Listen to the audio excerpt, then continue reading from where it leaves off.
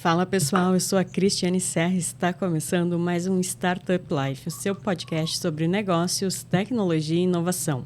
E hoje está aqui novamente comigo o meu colega Lucas. E aí, Cris, bom estar aqui contigo, gravando um tema que eu gosto bastante, com um convidado aí que é mais que especial aqui também. Então já revela, Lucas, qual é o tema e quem é o convidado. A gente vai falar hoje sobre e-commerce, a gente vai falar com o Felipe, que é o CEO da Digital Growth, das maiores consultorias aí quando o tema é e-commerce dentro do Brasil, parceiraço aí também de ecossistema. Então, Felipe, obrigado por aceitar o nosso convite, estar aqui com a gente. Te apresenta um pouco aí para a nossa audiência. Bom, pessoal, tudo bem? Obrigado pelo convite. Então, eu sou o Felipe Chad, sou fundador aqui da DG.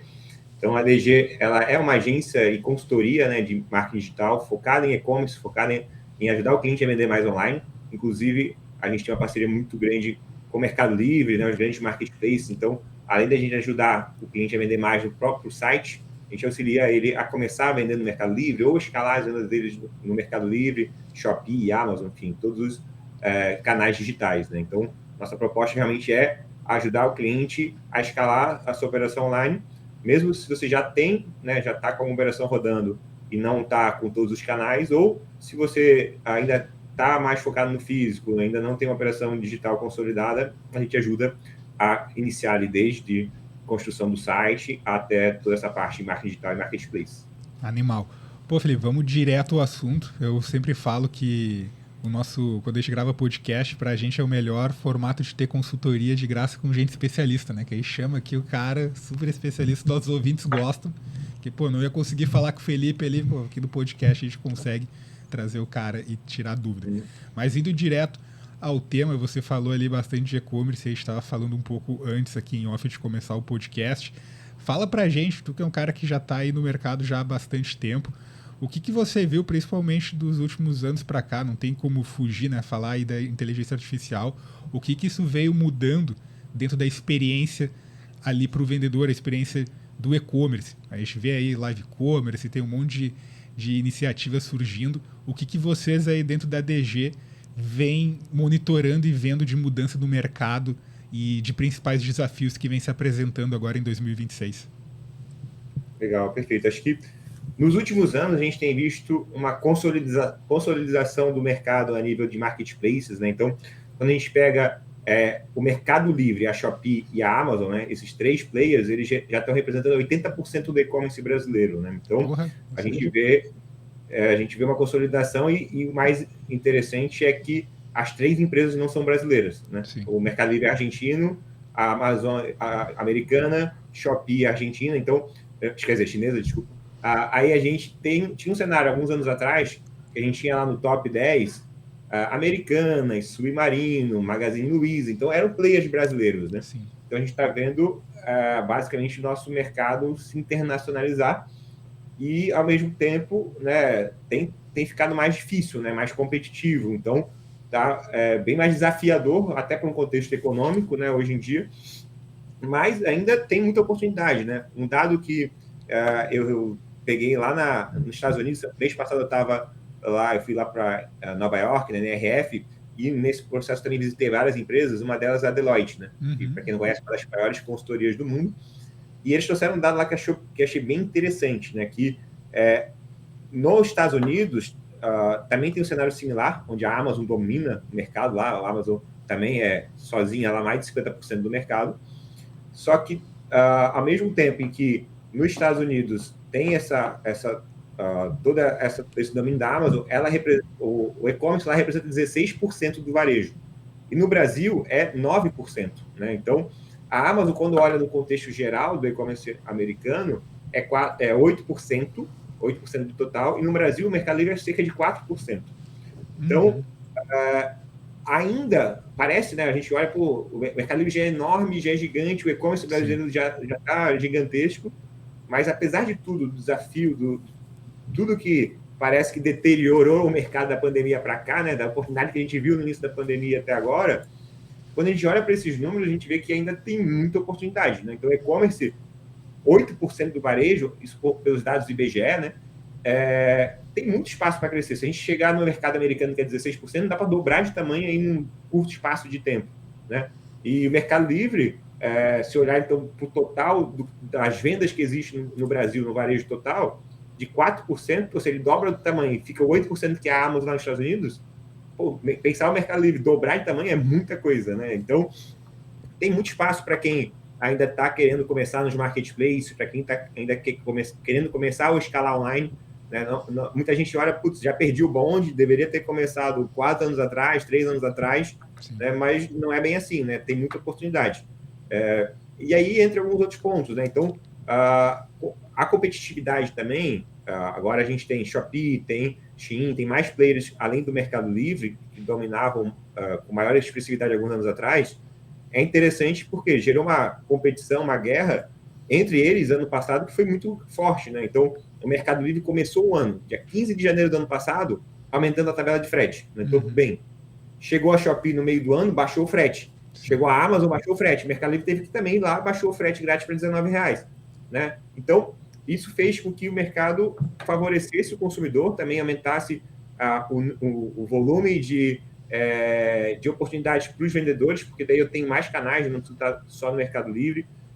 Isso fez com que o Mercado Livre despejasse, e a própria Shopee, muito dinheiro em mídia, em ações promocionais. Então, a gente viu o 10 do 10, do 11 do 11, né? Todas as datas iguais, até incrivelmente o 11 do 11, por exemplo, foi mais forte que a Black Friday ano passado, para a Shopee e Mercado Livre. Teve mais venda e receita no 11 do 11 para esses canais do que na própria Black. Isso gera para o vendedor que está começando ou que está querendo se desvincular de um só canal, né, ficar preso num só canal, muito mais possibilidades. E são canais que têm algumas complementaridades, né? Por exemplo, o Shopee, ela tem muito forte o live commerce, né? Então tem a possibilidade de você fazer as lives. Então são canais que, por exemplo, agora estão ganhando força com o TikTok Shop, né? Eu ia falar, cara, eu me senti muito jovem. Pela primeira vez na vida eu comprei um negócio eu não tinha o TikTok, né? Eu baixei só para lançar conteúdo do escritório. E, pô, tá tendo a interação dos vídeos que eu gravo lá. E eu comprei o negócio do TikTok Shop, cara, em 2 cliques. Eu nunca tinha comprado. Eu achei absurdamente... Eu falei, cara, eu quero ver como é que é a experiência do live commerce. Eu entrei ali e comprei o negócio. Absurdo. Então, isso faz com que a gente tenha alguns mecanismos contra outras mudanças, que até é um dos pontos que eu gostaria de trazer aqui hoje, né? Que veio mês passado lá da NRF, a gente teve ali uma divulgação do Google, né? No início, logo na abertura do evento, falando de um novo protocolo que eles estão lançando lá, que, enfim, é um protocolo que ainda precisa ser utilizado pelas empresas para desenvolver em cima, que eles chamam lá de UCP, mas basicamente uma linguagem que conversa o sistema do Gemini, da IA do Google, com os sites. Né? Então, por exemplo, o Mercado Livre implementando isso vai permitir que eu peça para o meu agente no meu Gemini para fazer uma compra, ele vai lá, acessa o Mercado Livre, procura, acha, faz o checkout, manda entregar na minha casa, tudo automático. Né? Então, acabou aqui o meu... uma coisa que eu compro recorrentemente, meu Whey Protein. Né? Então, ele já sabe a minha preferência de Whey Protein, de sabor, de marca, de faixa de preço. Eu só peço, Gemini, compra para mim Whey Protein. Ele já vai entrar lá e comprar. Né? Mas ele vai além, né? Porque com todas as interações que eu faço, por exemplo, ele já sabe a minha altura, as minhas dimensões. Então, se eu já fiz alguma compra de calça ou camisa e mandei para ele as medidas para ele achar, ele já vai ter no histórico. Então, ele já vai, se eu pedir para ele, preciso de uma roupa para tal coisa, achar sites com a especificação de medida que eu pedi e fazer todo esse processo de compra para mim, né, automatizada. Né? Então, isso muda muito o jogo, porque eu tiro muito daquela venda de sites que tem uma compra mais impulsiva. Né? Por exemplo, às vezes eu tenho no meu site muita venda casada. Né? O cara vem para comprar uma camisa, mas eu já ofereço a calça, o cinto, uma série de outras coisas. Esse agente não vai se importar com isso. Ele vai achar para mim vários sites diferentes, se for necessário, e comprar em vários sites diferentes. E o abandono de carrinho também, que é super alto, né? Então, exatamente. Tem a questão do abandono, até a gente, né? Como é que eu consigo ver se o agente abandonou? Né? Então, ele vai ter um comportamento de compra completamente diferente. Perfeito. Então, eu já não consigo estimular esse agente a voltar e recuperar esse carrinho. Como é que eu vou estimular ele com o cupom? Com a gente é relevante esse cupom. Né? Então, aí entra num cenário em que você muda totalmente a forma do consumo, né? Porque hoje, quando eu tenho um produto, né, que preciso fazer com que a pessoa compre por um impulso, alguma coisa do tipo, eu consigo estimular ela a comprar. Enfim, o agente não tem essa emoção, né? Ele não compra por emoção, então eu não consigo fazer com que ele realmente venha e compre exatamente por questões aí que não sejam totalmente lógicas, né?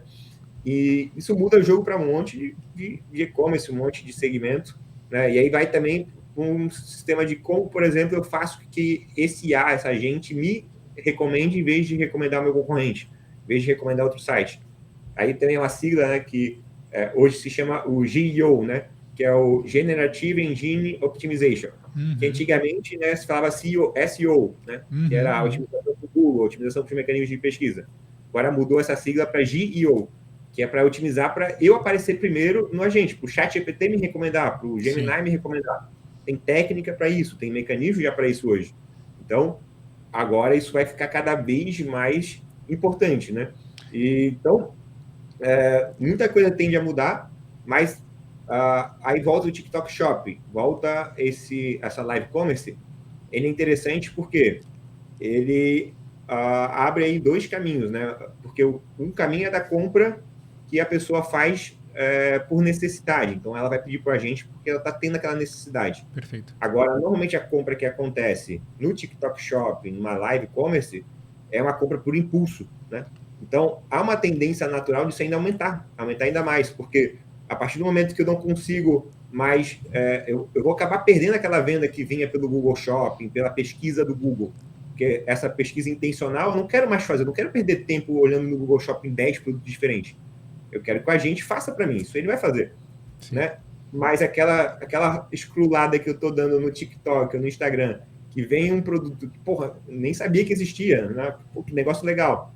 Isso vai acabar se tornando cada vez mais frequente, porque as lojas vão acabar... Aquela venda que eu perdi num canal, vou ter que ir buscar e ir atrás de outro, né? Tanto que a live commerce, até uma discussão que eu estava tendo com o pessoal lá no mês passado no evento, né? O live commerce não pegou muito forte no Brasil nos últimos anos, né? Se esperava que ele crescesse muito mais rápido, muito mais forte. Porque se olha para a China, pô, é surreal lá, né? Sim. Então, ela está engatinhando, tem crescido, mas ainda muito menos que outros países. Só que é questão de necessidade. A hora que essa parte da IA vir para cá e começar a canibalizar o canal que o cara já tem ali consolidado, esse canal aí dessa venda intencional, vou ser obrigado a compensar buscando essa venda impulsiva. Então, a gente vai ver essa parte de live commerce crescer consideravelmente, tenho certeza. E, Felipe, muitos dos nossos ouvintes podem estar se perguntando, a minha empresa, o meu e-commerce, precisa estar em todos os canais? Cara, e esse é um ponto importante, tá? Eu tenho várias, acho que, camadas para te responder isso, né? Vou dar um exemplo próprio. Quando eu comecei, eu já atuo nesse mercado há mais de 15 anos, né? E 6 anos lá no início eu atuei como vendedor, né? Então, a gente tinha a marca própria lá, era uma empresa de importação. E aí, na minha visão, naquela época, estar no máximo de canais possível era interessante, porque era uma vitrine para minha marca, né? Então, eu estar lá na época, né, Americanas, no Submarino, na Magazine Luiza, no Mercado Livre, todos os outros canais, era legal porque eu só pago lá se eu vender, né? Então, eu só pago comissão para vender. Então, esse cara, toda vez que alguém vai lá na Magazine Luiza, pesquisa e vê o meu produto lá, uma impressão, é uma mídia gratuita. Perfeito. Entendeu? Então, automaticamente, eu estou gerando visibilidade, eu estou me fazendo presente, né? Isso gera aí uma percepção de que a marca realmente é relevante se ela está em todos os canais. Então, se eu sou dono da marca, eu quero estar em todos os canais possíveis. Então, isso acho que é o primeiro fator, né? Até para SEO, né, Felipe? Oi? Até para SEO, né? O cara tá linkado em diversos lugares. Né? Exatamente. Isso gera mais relevância para a tua marca. Então, se eu realmente sou o dono da marca, eu diria para você tentar estar no máximo de canal possível. Não vou conseguir dar atenção? Beleza, né? Muitos dos marketplaces tem na regra que você não pode ter um preço maior, mas eles não vão te bloquear por isso, né? Você então pode botar um preço maior lá, o que eu fazia? Eu botava um preço 10% maior nos marketplaces. Se o cara me achar lá e depois pesquisa no Google, vê meu site mais barato, ele vai comprar comigo. Se ele acabar comprando por lá, também não tem problema, né? Sim. Então, é uma forma de eu diminuir um pouco do apetite desses outros canais, para não ter tanta venda lá e eu conseguir concentrar onde eu quero, mas, ao mesmo tempo, eu tenho a visibilidade, né? Perfeito. Essa é uma estratégia, mas, olhando agora para a questão de performance, né? Aí, de fato, você tem que focar, pelo menos, num marketplace inicialmente, para quem está começando, e depois você vai abrindo, focando em outros, mas se você começa querendo, de fato, abraçar todos, querendo aí dar atenção para todos, aí você fica imóvel, porque é muito detalhezinho, né? Parece simples, só cadastrar produto no Mercado Livre, mas não é, né? Tem muito detalhe para analisar, muita questão ali que impacta muito a performance, e se eu não estiver olhando para isso, né, se eu não conseguir dar atenção para isso, aí eu não escalo nenhum deles, né? Então, isso é chave, né? Eu consegui olhar um de cada vez ali, dar atenção, e depois que eu escalei um, vou pensar em escalar outro. Porque quem tenta aí fazer muita coisa ao mesmo tempo acaba não fazendo muita coisa, né? Legal. Isso vai muito que você falou ali de comportamento, que é um comportamento ali inorgânico que aos poucos vai entrando e vai se enraizando. Você comentou, por exemplo, pô, Lucas, botei um preço maior, o cara que é mais atento, ou que já está acostumado a fazer tipo de compra online, esse cara deve ter um site dele, dentro do site dele possivelmente ele vai ter um preço diferente. Esses dias, exemplo bobo, eu e os amigos fui pedir uma pizza, sei lá, no iFood, deu R$200, daí tu entra, tá muito caro isso aqui, R$200, cara, não é possível. A gente pesquisou, entrou no site do cara, pagou R$70 a menos, 70, no mesmo produto. E daí tu, só que são pessoas que já estão acostumadas a comprar online e já entendem como que funciona essa dinâmica, que o consumidor aos poucos foi educado. Ele, se tá no iFood, o iFood também é um intermediário. O cara também, obviamente, vai te entregar vários benefícios, te entrega cupom, te entrega club, te entrega um monte de coisa. Mas se eu quero só comprar uma vez desse cara, né, vou pesquisar também. Então essa parte do comportamento é bacana. Eu queria que você falasse um pouco pra gente, que isso com certeza você tem aí bastante experiência e know-how para falar, Felipe, é um tema novo, né, que você falou ali da parte do SEO e da parte da inteligência artificial voltada justamente para busca. Se eu não me engano, acho que foi semana passada, retrasada, eu vi que o ChatGPT ia começar ou já disponibilizar os patrocínios, né, dentro da própria IA. Então eu queria que você desmistificasse um pouco isso. Pô, Lucas, tem playbook para fazer crescer visibilidade de busca na IA? Não tem? É algo ainda que está começando? A Digital, né, a DG pode ajudar nisso? Queria que você falasse um pouco sobre isso, porque aí a gente vê que, né, teve ali vários cases que derreteram, né, empresas listadas ali na bolsa, HubSpot, vários que perderam relevância no Google, né, os caras simplesmente desapareceram, porque a própria IA do Google estava competindo com os caras. Daí o cara, como é que eu gero canal agora, né? Então eu queria que você falasse um pouco pra gente disso. Boa, perfeito. Acho que ainda não existe um material tão abrangente como a parte de SEO, né, que já é uma área estudada aí há décadas, né, já em uns 20 anos já que tem essa vertical de SEO. GEO é algo recente, tem 2, 3 anos, então ainda é muita especulação do que realmente resultado comprovado, né, mas o que a gente tem visto até aí é que, no fim das contas, ele segue uma tendência similar à do SEO, tá? Então, por exemplo, se eu quero ser indicado pelo ChatGPT, a primeira coisa, a minha página tem que estar indexada no Google. Então, se eu não apareço no Google, o ChatGPT não me encontra, né? Então, até que se você, para quem acompanha isso, sabe que recentemente o Google mudou a busca e hoje você não consegue ir lá no Google e ir lá para a 10ª, 20ª, 30ª página. Ele cortou o resultado. Por que ele fez isso? Porque o ChatGPT, ele consumia essa informação, né? O ChatGPT entrava no Google, pegava uma busca, abria 400 páginas e lia tudo. Legal. Então, o Google, como tem o Gemini e tal, ele já cortou isso exatamente para eliminar um pouco da fonte de dados do ChatGPT. Perfeito. Aí o ChatGPT é obrigado a fazer o mesmo caminho que o Google faz, né? Criar os crawlers que ele vai ter que ficar abrindo os sites por conta própria, então gera mais custo de servidor para ChatGPT. Mas, enfim, o ponto-chave é que, primeira coisa, eu tenho que estar nesses mecanismos de busca, eu preciso ser encontrado pelo agente. E além disso, a gente precisa entender como que a IA funciona, né? Então, nada mais é do que uma busca extremamente segmentada, né? Então, o que ele vai fazer? Se eu procuro a camisa azul, eu peço para o ChatGPT, eu quero uma camisa azul. Ele não vai pesquisar no Google a camisa azul. Ele vai pesquisar camisa azul para homem de 1,95 m com tal coisa, tal coisa. Ele vai criar uma busca que vai ter todos os parâmetros que ele entende que são personalizados para mim. Só que eu não tenho como saber disso, porque ele vai pegar tudo que ele tem de base de conhecimento. Perfeito. Mas, na prática, a busca que ele vai chegar no resultado final é uma busca de Google, um monte de palavra-chave, né, enorme, super específica, que vai cair num produto, né? Então, se eu quero aparecer bem para o ChatGPT, para o Gemini, eu preciso estar bem organicamente para palavras de cauda longa, né? Então, é basicamente fazer um trabalho de SEO mais específico possível, né? Porque no passado, por exemplo, se eu sou um e-commerce, como que eu trabalhava para tentar aparecer bem no Google? Eu não quero aparecer para todos os produtos, é impossível aparecer para todos os produtos em primeiro. Sim. Então, eu vou focar, por exemplo, em categoria, né? Então, se eu vendo geladeira, se eu quiser focar para aparecer nas 20 variações de geladeira que eu tenho, vai ser muito difícil. Então, vamos focar só para aparecer a categoria de geladeira? Se alguém pesquisar geladeira, ver a categoria, cai ali e vê os produtos. É melhor porque se eu foco, por exemplo, num produto específico e ele sai de linha, tudo aquele trabalho que eu fiz naquele produto eu perdi, né? Então, a estratégia sempre era categoria, subcategoria, raramente produto, a não ser que fosse um produto curvar que venda muito. Isso. Né? Aí fala que tem que ser evergreen, né? Tem que ser a palavra ali que vai mudar, né? Mas agora isso muda, né? Agora não. Agora, como a busca é cauda longa, eu tenho que ser o mais específico possível. Então, fica muito difícil eu querer ganhar todas, né? Então, aí o trabalho realmente é o que mais te importa, né?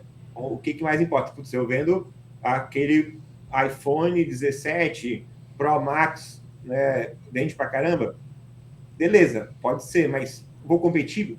Vou conseguir bater de frente com quem já está aparecendo em primeiro? Vai ser muito difícil. Então, Sim. Vou olhar um produto que a competitividade seja menor, mesmo que eu venda menos, né, que seja super específico e seja relevante para mim, e aí fazer um trabalho, né, nele, que é ter uma página super otimizada, ter bastante palavra-chave ali dentro do texto do anúncio, ter vídeo, ter bastante informação, né, que basicamente é o mesmo trabalho de SEO, ter dados, palavras-chave ali que vão aumentar a probabilidade dele me encontrar, né? Enfim, não foge muito do que era o SEO, com alguns ajustes aqui da forma que você executa, né? Não com a técnica. A técnica acaba sendo parecida. Converge muito com o que já vem sendo tendência, tanto na comunicação quanto no marketing, da hiperpersonalização, né? Exatamente. Legal. Exatamente. Porque aí agora tu hiperpersonaliza não só para a pessoa, mas para o agente também, né? Sim. Legal. Fala um pouco pra gente aí, Felipe, como que a DG atua, como que a DG pode ajudar dentro dos e-commerces para esses tipos de caso e, né, se você puder falar, obviamente sem citar nomes aí, alguns cases aí que você viu. Eu sempre falo, podcast bem prático, cara, o que você viu ali que chegou de diagnóstico que vocês viram, conseguiram entregar resultado ali num X prazo dentro da DG, que você acha que vale a pena compartilhar aqui com os ouvintes, que pode ser, digamos assim, erros que outros podem estar cometendo também. Boa, legal. Eu vou contextualizar primeiro com uma das coisas que tem mudado também, até te respondendo uma das primeiras perguntas, né, que tem mudado muito, é que muito da publicidade, isso já é um padrão americano que no Brasil está acontecendo também, muito da publicidade que antes ia para Google e Meta está indo para o que a gente chama de retail media, né, que é a mídia de varejo, aquela mídia que acontece dentro do marketplace. Então, eu comprar um espaço publicitário dentro do Mercado Livre, dentro da Amazon, né? Então, supondo agora que, com certeza, a Amazon, o Mercado Livre, vão ser um dos primeiros a implementar esses recursos de IA com o GPT, com o Gemini, como que eu faço para a IA me recomendar? Tá? O caminho mais fácil é eu ser o escolhido dentro do Mercado Livre, né? Então, vou dar um exemplo. Alguém está pesquisando ali o iPhone 17 que eu citei, né? Vai ser muito difícil eu bater de frente com o Mercado Livre. O Mercado Livre ganha todas no orgânico. Ele normalmente faz mais algum trabalho para ser selecionado. Então, a probabilidade do ChatGPT e do Gemini sugerir um anúncio do Mercado Livre, né, na hora que eu pedir para comprar um produto, é muito grande. Então, como que eu apareço?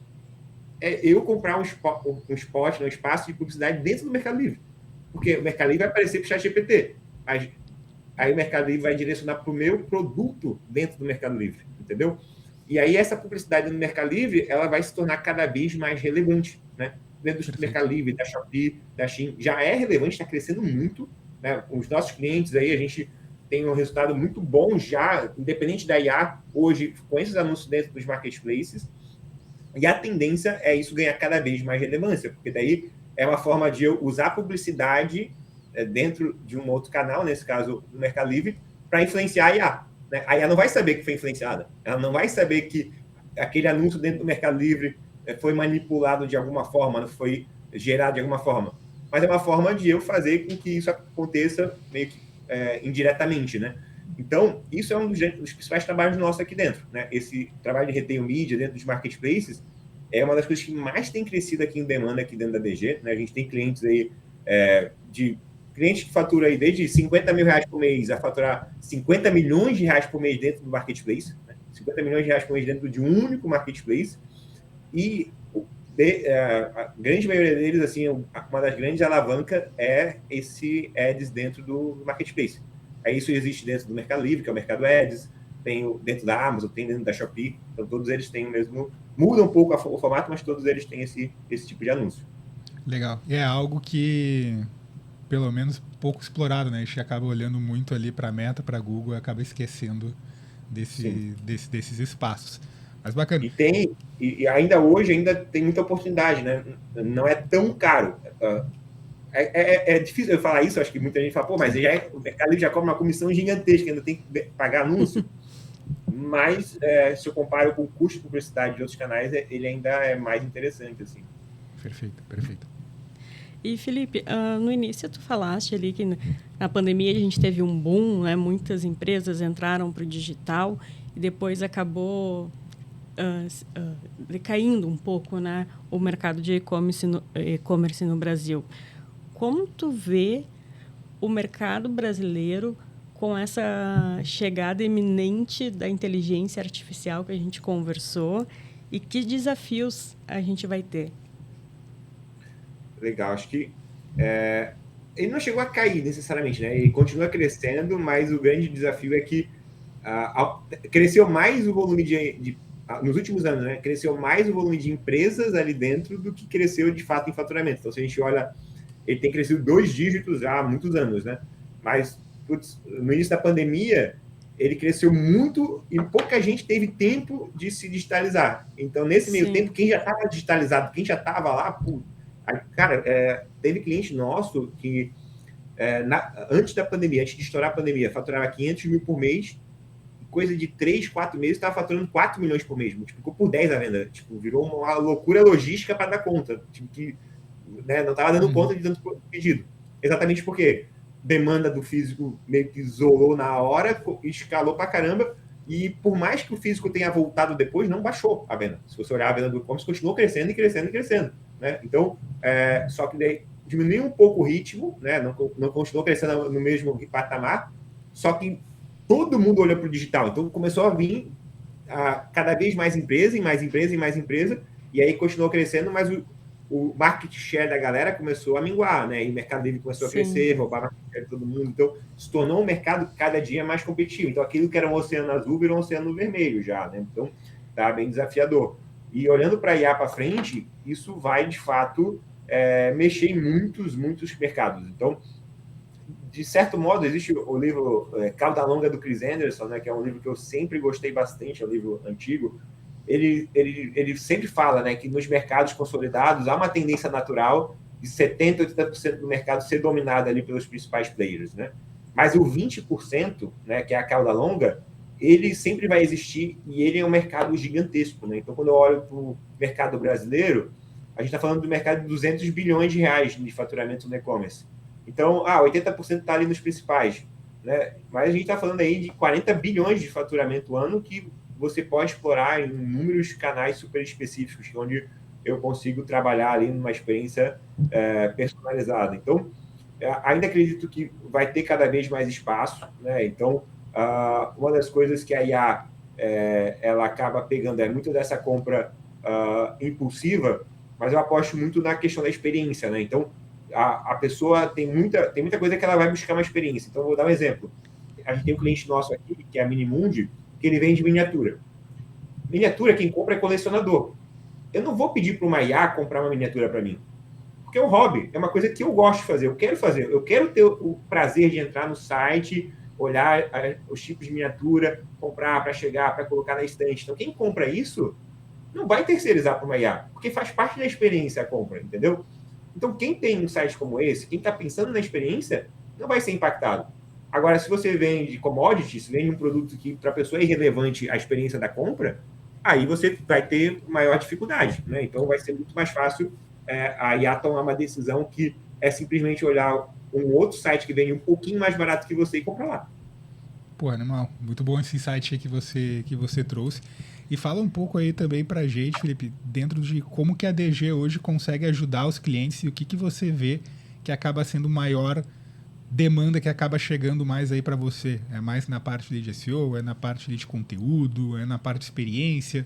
O que hoje mais chega aí para vocês, que vocês vê que é a grande dificuldade, digamos assim, do mercado? Boa. A gente tem tido uma demanda cada vez maior, de fato, na parte de marketplaces, né? Primeiro porque é mais fácil, né? Então, quem está começando no online, é muito mais fácil eu vender no Mercado Livre da vida do que montar um site. O marketing é para ontem. E é muito rápido, você sobe o produto lá, se for o produto uma boa oferta, ele já pode estar vendendo no mesmo dia, né? Então, a gente tem tido muita demanda nesse sentido, mas principalmente porque também a gente tem um mercado hoje de vendedores do Mercado Livre gigantesco, né? Absurdamente grande, e ainda é um mercado pouco profissionalizado, né? Então, o vendedor do Mercado Livre, o médio, né? A média do mercado é não saber ainda fazer uma análise financeira, fazer uma gestão de negócio muito orientada ali a dados, o perfil números, MEI, né? Então, é o cara que tem um MEI. e aí a pessoa, às vezes, está tendo prejuízo e nem vê, né? Às vezes a pessoa está trocando dinheiro ali e não está olhando na última linha se está dando lucro. Porque você tem uma complexidade tributária absurda no Brasil, né? Às vezes você tem 100 itens. Desses 100 itens ali você tem 20 dando prejuízo, você não consegue ver porque cada um tem uma alíquota de imposto diferente, uma regra de imposto diferente, você coloca, vou vender pelo dobro do preço.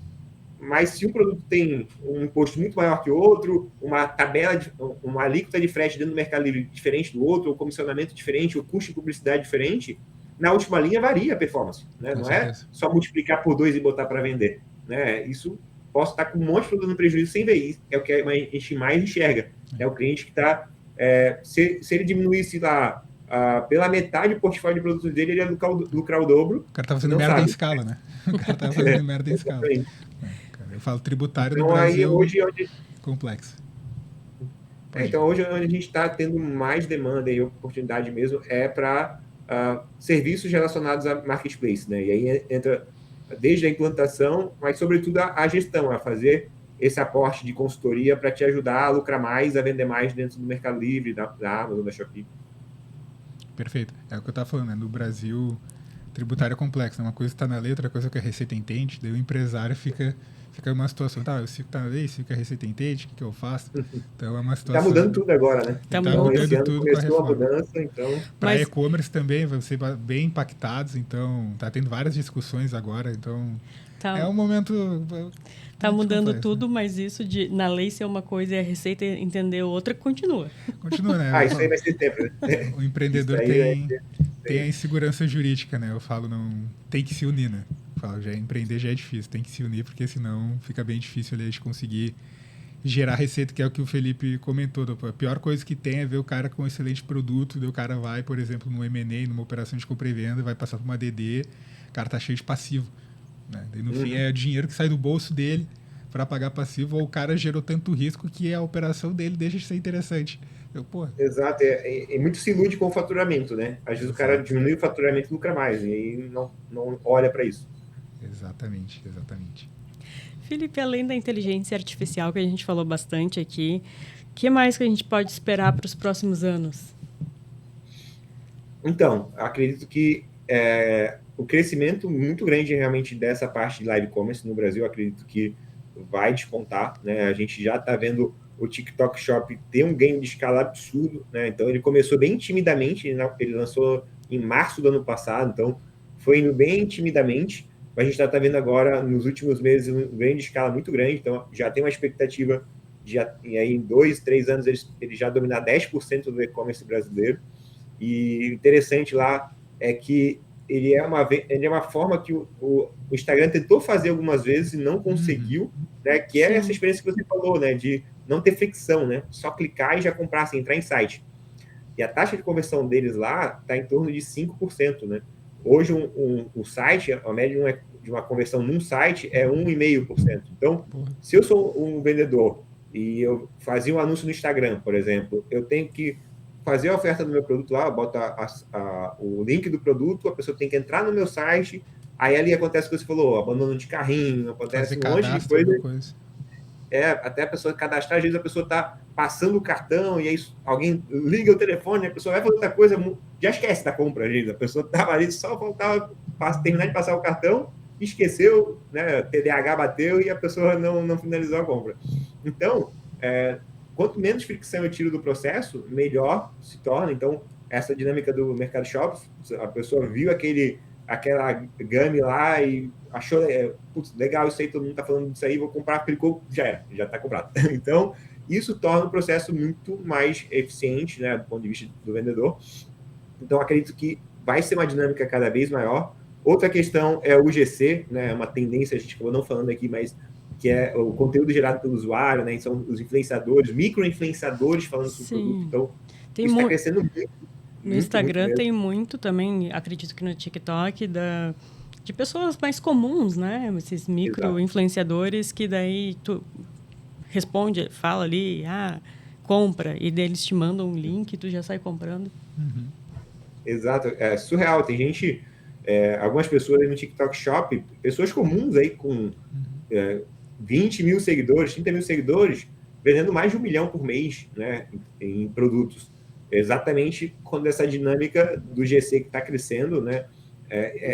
Um dado, eu não tenho agora a fonte, agora eu não lembro, mas tem um dado que eu vi uma pesquisa um tempo atrás, que o Brasil é o país mais influenciável do mundo, né? Então, ele é o que mais tem impacto quando algum influenciador fala. Então, o brasileiro, ele confia muito em outra pessoa falando. Outros países, Estados Unidos e tal, não tem esse mesmo formato. Tem também influenciadores e tal, mas a pessoa ela confia menos, ela fica aí mais desconfiada. O brasileiro não, ele confia muito fácil. Então, isso faz com que esse mercado aqui se torne cada vez mais relevante, porque tu vê a pessoa falando, tu olha para ela ali, só no olhar tu já confia e acredita que é bom. Então, isso aí torna o mercado cada vez mais dinâmico. Então, você não precisa contratar uma Virgínia para conseguir expor seu produto, né? Sai mais barato a verba de uma Virgínia, você pulverizar em 1.000 micro-influenciadores, né? Porque você vai ter uma tendência maior. E o que está crescendo muito como no TikTok Shop, na Shopee, agora o Mercado Livre lançou isso também ano passado, você pagar esse micro-influenciador por comissão. Então, você só paga se ele vender, né? Então, você vai ter uma galera divulgando o teu produto. Se aquele micro-influenciador divulgar e não vender nada, não vou pagar nada para ele. E se vender, eu vou pagar só a comissão. Então, eu já sei o quanto vai custar. Não preciso pagar um influenciador famoso, que eu vou gastar 1 milhão por uma publicação, não tenho a mínima ideia se vai dar resultado, e eu posso pulverizar isso, deixar a galera divulgar, e eu só vou pagar o que vender. Então, se eu coloco isso no preço, 10% de comissão, boto no preço, não vou ter prejuízo. Então, eu posso trabalhar com essa estratégia com uma taxa de sucesso de 100%, porque eu não vou ter prejuízo, entendeu? Então, é muito mais efetivo, né? E agora você tem mecanismos para isso com o TikTok Shop, com a Mercado Livre, com a Shopee. É só ir lá, botar que você quer que o seu produto seja divulgado para esses influenciadores. Define qual comissão você vai dar, quais são os produtos, pronto. O influenciador vai ter isso disponível lá, ele vai aderir ou não. Aí tem a opção lá de você mandar o produto para a pessoa, né? Em alguns casos, a própria pessoa pode comprar o produto, mas o interessante é você mandar, mas aí você seleciona quais influenciadores também vão poder vender seu produto, né? Até porque, às vezes, eu não quero que um determinado influenciador divulgue meu produto por questões de marca, né? Às vezes, sei lá, tem um produto que é religioso, eu não quero ninguém um determinado perfil falando do meu produto, né? Sim. Você pode ter esse filtro, então isso é relevante também. No fim, você tem o controle da marca, né? Então tem o controle de quem vai expor a tua marca. Animal, Cris. Acho que aí já tem que liberar o Felipe, senão a gente vai estourar o tempo dele. Senão a gente ficaria aqui não, o tema é tão mais bom, tempo. poderia... Né? Já vamos depois convidar o Felipe para voltar aí de novo, com certeza Mas vai ter bastante dúvida. Eu tenho certeza que quem está nos assistindo, ouvindo, fez aquele emoji da cabeça... Bastante coisa. Explodindo, né? Bastante coisa e bastante site que com certeza os nossos ouvintes vão aproveitar. Felipe, muito obrigada pela tua participação, por todos esses insights. E agora a gente abre espaço para tu deixar tuas considerações finais, também dizer como o pessoal pode te encontrar nas redes sociais, encontrar a Digital Growth também. Esse é o momento do jabá. Boa. Então, acho que agradeço pelo convite, pessoal, pelo espaço aqui. A DG, então, ela hoje consegue ajudar quem quer vender online, então, desde a construção do site, desde gestão de redes sociais, trabalho de marketing digital, trabalho de marketplace, né, implantação, consultoria, gestão de publicidade lá dentro. Então, fica aqui o convite para quem quiser uma auditoria, um diagnóstico do nosso time, né, para a gente analisar a operação de vocês, analisar um pouco de cada canal, né, o principal canal de vocês online, seja Mercado Livre, seja site, a gente consegue fazer um diagnóstico, fazer uma análise, trazer para vocês ali algumas sugestões, totalmente sem compromisso, né? Então, fica totalmente aberto. Você pode entrar lá no link da bio do nosso Instagram, né, e solicitar esse contato. Então, o nosso Instagram é @digitalgrowth.ghg. E lá você consegue também ver um pouco do nosso trabalho, tem lá os destaques, tem ali algumas informações ali de cases, depoimentos de clientes, né? A gente tem clientes com a gente aqui há mais de 10 anos, então a gente realmente busca uma parceria de longo prazo e, enfim, a gente fica totalmente aberto ali para tirar dúvidas. O meu Instagram também é @ph.chad, então quem quiser adicionar lá, mandar um direct também, falar sobre os temas que a gente tratou aqui hoje, eu fico totalmente aberto. A NRF, como eu falei, fui mês passado lá, então também se quiserem tirar alguma dúvida, trazer alguma discussão sobre o que foi falado lá, eu também totalmente aberto, pessoal, e enfim, no geral, acho que a gente tem bastante oportunidade, acho que a IA ela assusta um pouco, né? A gente vê aí tanta coisa, tanta notícia, tanta novidade, muita gente falando e fica aí meio sem saber o que vai acontecer nos próximos meses, anos, né? Mas eu tenho uma perspectiva assim, bem positiva de que a IA tende a ajudar bastante a gente a escalar. Mas a pessoa tem que conseguir se adaptar rápido, né? Então, o ponto-chave é que aquele perfil de vendedor, aquele perfil de empresa que só ia fazendo do mesmo jeito durante muito e muito tempo, isso aí não vai mais dar certo, né? Você só vai continuar conseguindo sobreviver se estiver atento ao mercado e se adaptando aí cada vez mais rápido. Né? Perfeito. E vai lá que se você chegar no Felipe na DG pelo Startup Life, fala que chegou pela gente, ele faz uma condição especial. A gente não ganha comissão, a gente não que tem nenhum tipo de comissão, a gente só traz convidado aqui que a gente faz uma curadoria que a gente sabe que é relevante no mercado, que vai entregar valor aí para vocês. Lucas, muito obrigada pela companhia. E a quem está nos ouvindo e nos assistindo também, muito obrigada pela companhia e até o próximo episódio.